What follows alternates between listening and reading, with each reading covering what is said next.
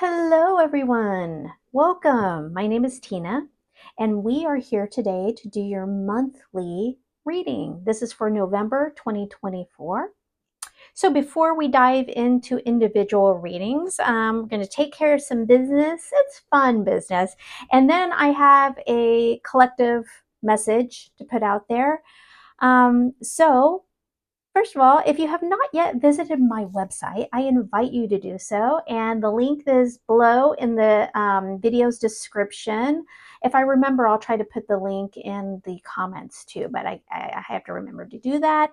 Um, and what you will find there is the options for some personal readings. And you should know that all of my personal readings are very affordable. I do that intentionally because I want to make them accessible. They're all by video, not live video. I record it, and that way you can also have something that you can look back on.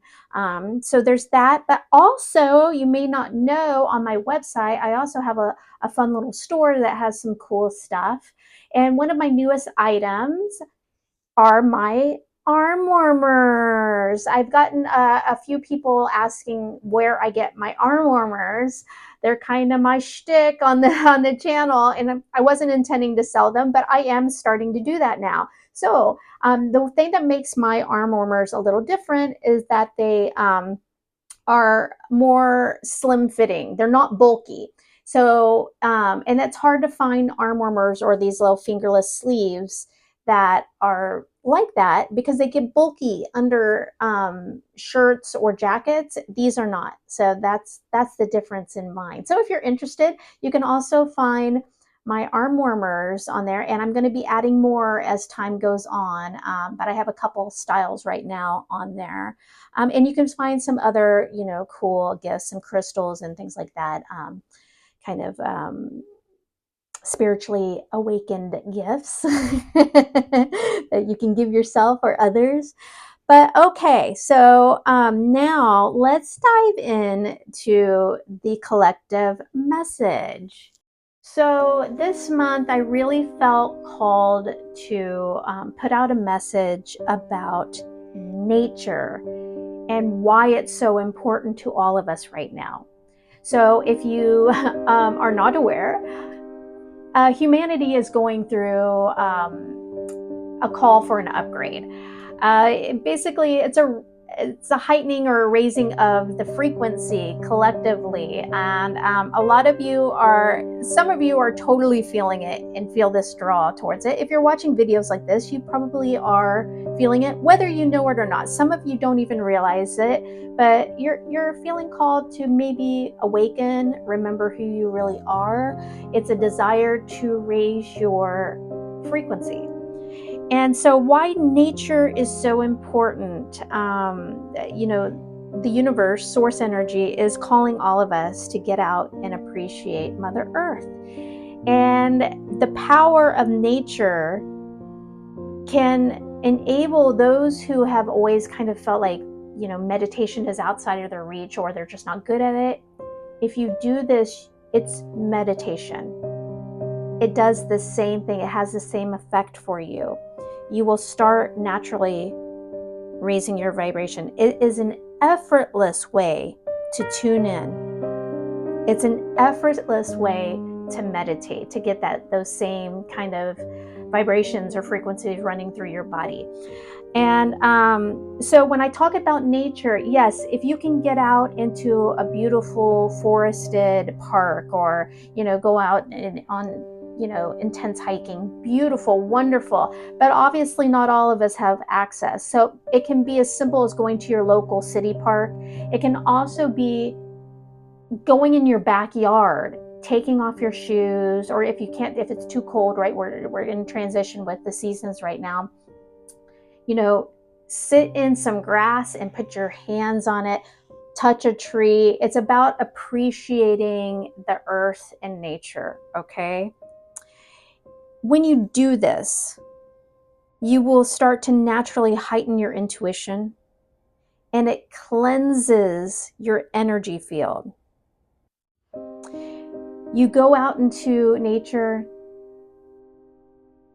and you show gratitude for Mother Earth.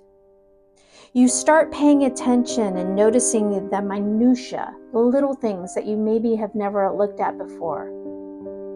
Maybe how a certain leaf looks, or the grass, or little insects, or the chipmunks, or whatever that is for you, the birds, the sounds of nature, how leaves crackle under your shoes as you walk. All these things heighten your awareness, and it expands your energy field. It raises your frequency. And I have discussed in recent videos the importance of grounding yourself in nature. Grounding yourself, you actually touch the earth, or touch a tree, or sit on a boulder, and you envision yourself rooting yourself into the earth. And what this does is it balances out your energy field. It cleanses your energy field. All these things put together expand your energy field. Your awareness helps you to awaken, remember who you really are. And when you do this, not only is it wonderful for you individually, but when I say your energy field is expanded, it touches everybody else that you come in contact with. The people you don't know, when you go to a store, the people you walk by, your energy field, the more expanded it is and positive it is, you touch people in your day-to-day life. So we are in a time where the world sometimes feels out of control and chaotic. If you do these things, if you ground yourself in nature, man, it just bounces off of you. You don't feel it anymore as much. So I hope you'll join me in that. And if you are a subscriber, you have probably noticed that I put out a lot of shorts depicting nature. And these are all from my hikes, and they're actually, current time videos that I take myself. So they're real. I'm not just grabbing stock footage off the internet. It's the videos that I take. But I do this because not everybody can go take a nature break. And so you can go look, and maybe I'll actually create a playlist of only my nature shorts. I'll do that. I will do that. And so that there's a playlist there, and you can go watch 30, 40, 50 seconds worth of nature. And you know what? It takes you there. It can put you in that same, it's not as good as actually being there, but darn it, it's close. You put yourself in that energy field.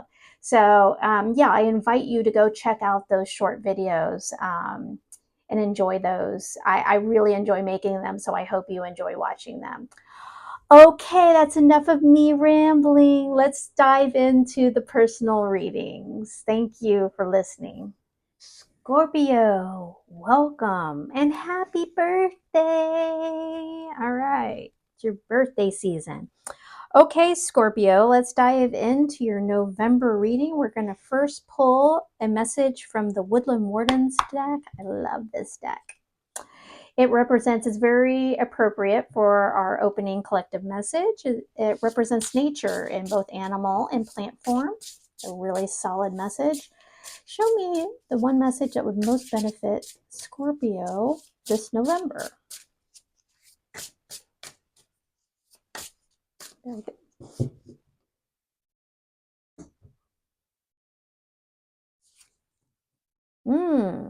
The Ram and the Dahlia. This is all about determination. So this card comes out when you are being called to just understand that you have the power to accomplish your wildest dreams. Some people lose interest and get tired and bored, and you are persistent and you have ambition.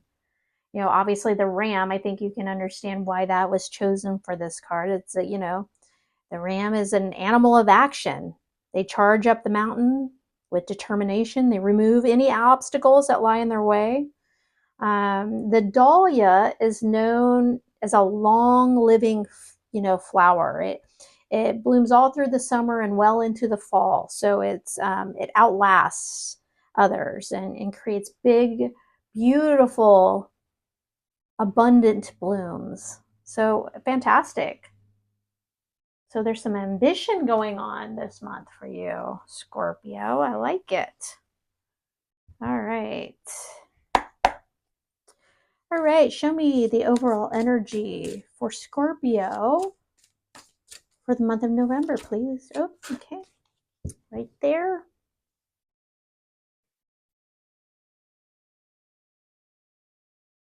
Queen of Swords. Now, this card is coming out a lot for all the signs so far. Interesting.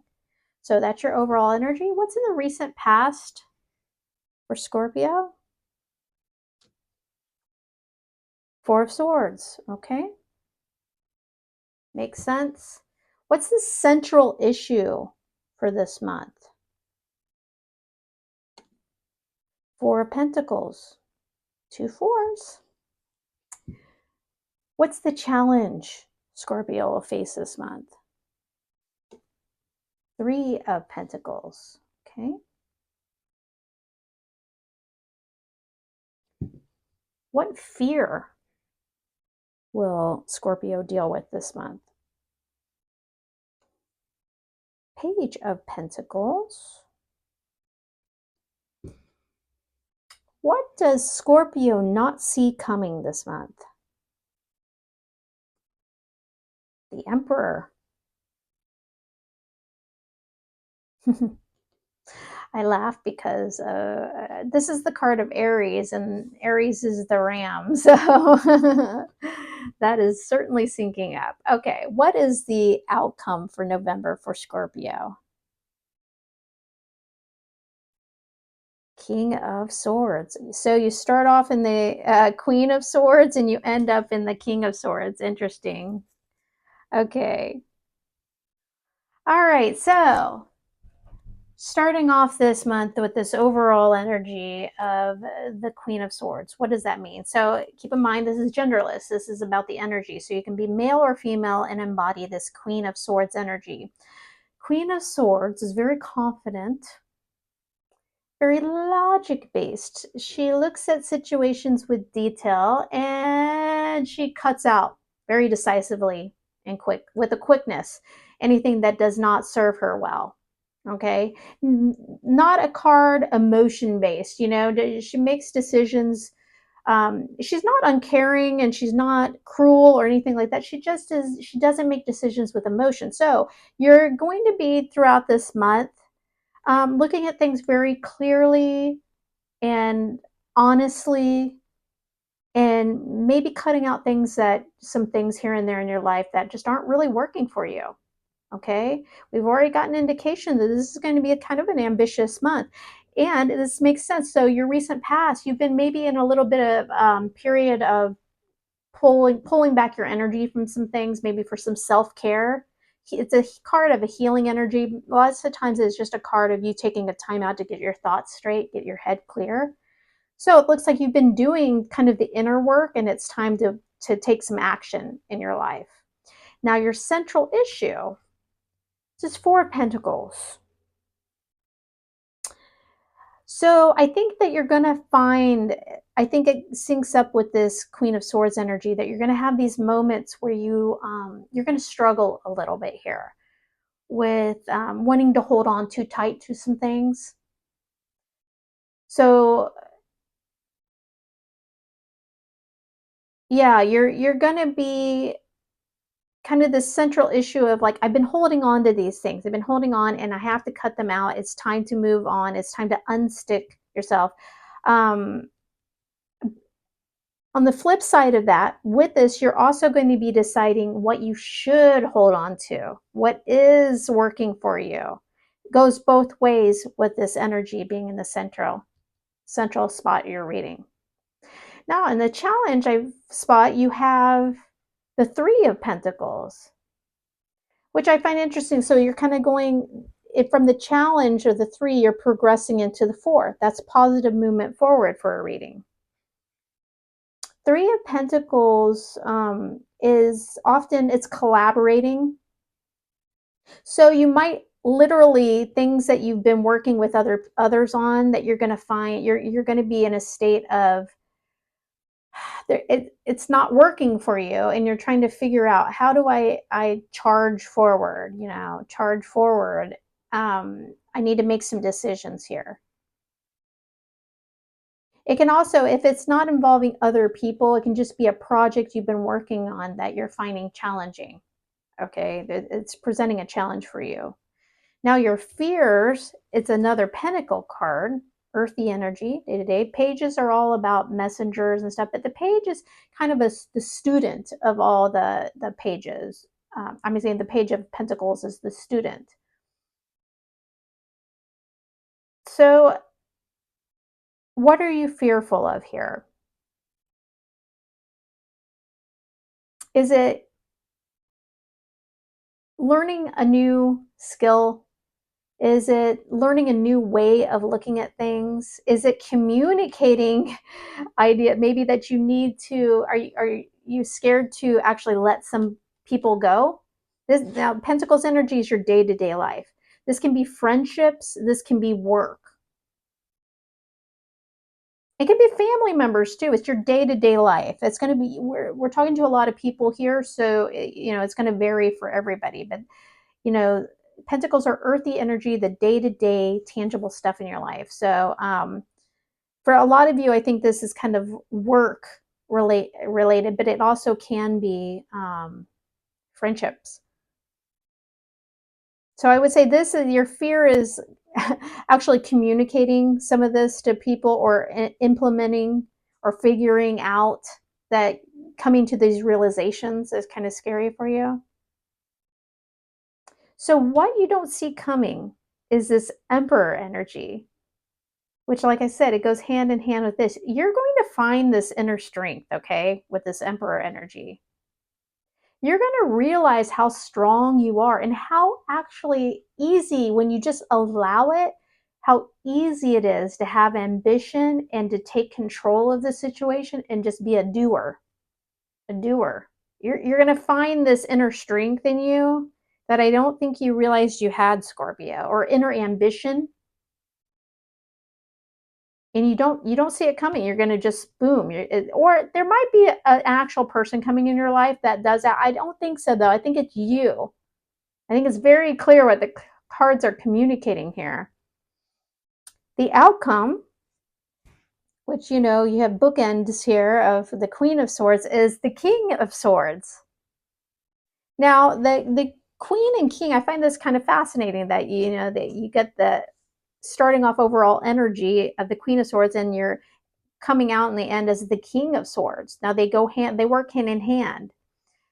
She's more action oriented. This one is more has already kind of taken the action, and now is kind of like just feeling kind of sitting on top with clarity and understanding of the situation. Very interesting reading for you. So, I mean, a big theme this month is going to be finding that call to of what you're going to cut and what you're going to keep and hold on to in your life, finding what's important to you to hold on to and what's not anymore, and finding your inner strength to just like charge ahead in whatever you have going on.